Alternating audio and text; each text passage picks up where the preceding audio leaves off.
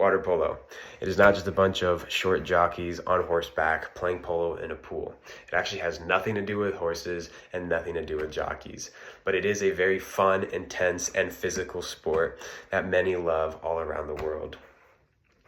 Some of you have no idea what I'm talking about. You probably never even heard of water polo, which is why I'm here today to sort of expand everyone's knowledge and go over the history of water polo and teach you guys some basics of the sport. So let's dive right into the history of water polo. Water polo started back in the late 1800s in England.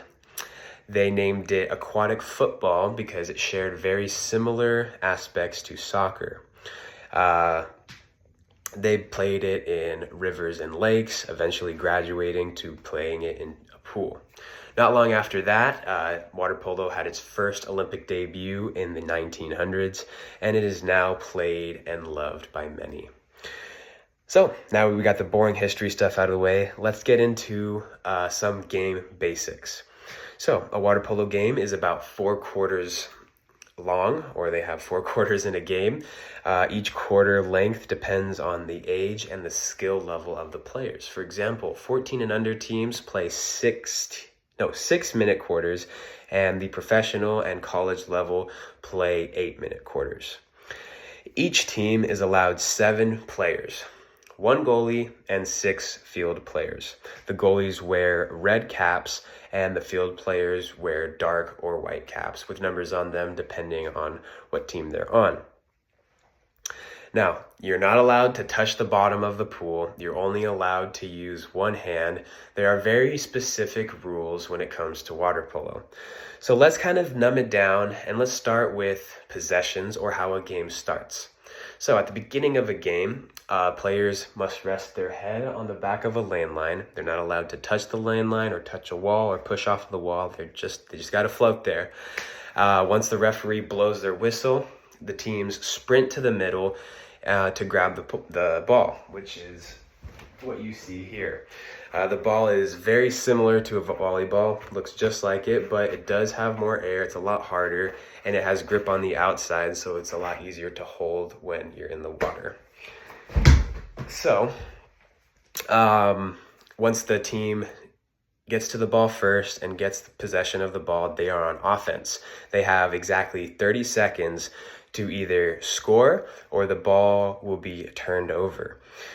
Now, once the ball is turned over, the other team also has 30 seconds to shoot and score.